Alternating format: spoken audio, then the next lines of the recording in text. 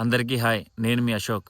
మీతో కొన్ని విషయాలు పంచుకుందామని చెప్పి వచ్చాను. నేను తీసిన 'RX hundred' series season 1 complete అయింది. అందులో క్లైమాక్స్ కొంతమందికి నచ్చింది, కొంతమందికి నచ్చలేదు. ఎందుకంటే వాళ్ళు అనుకున్నట్టుగా పెట్టలేదు కాబట్టి. యాక్చువల్‌గా చాలామంది లోకేష్ వస్తారనుకున్నారు. కానీ అర్జున్ అనే క్యారెక్టర్ ఎంటర్ అయింది. సీజన్ 2లో ఎందుకు ఆ క్యారెక్టర్ ఎంటర్ అయిందని చెప్పడానికి దానికి నా దగ్గర స్టోరీ ఉంది. సీజన్ 2 వరకు వెయిట్ చేయండి. స్టోరీ చూడకుండా మీరెలా గెస్ చేస్తారు? ఇలా ఉంది, అలా ఉంది, ఆ గెటప్ ఇలా ఉంది అని చెప్పి.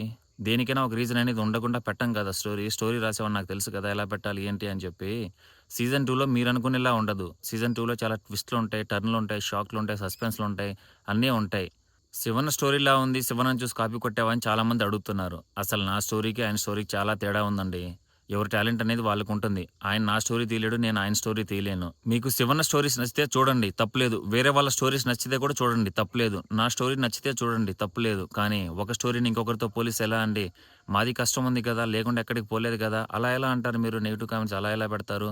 'శివన్నని' చూసి కాపీ కొట్టావా? 'శివన్నని' చూసి స్టోరీ రాసావా అని? మీలో కొంతమందికి నా స్టోరీస్ నచ్చకపోవచ్చు. నేనింకా నేర్చుకుంటూనే ఉన్నానండి. ఇంకా లెర్నింగ్ స్టేజ్‌లోనే ఉన్నాను. నేను తప్పకుండా ఇంకా బాగా నేర్చుకొని, మంచి స్టోరీస్ రాసుకొని, తప్పకుండా మీకు నచ్చే విధంగా ఏదో ఒక రోజు తీస్తాను. నెగెటివ్ కామెంట్స్ పెట్టిన మీ దగ్గరే శబాస్ అనిపించుకుంటాను.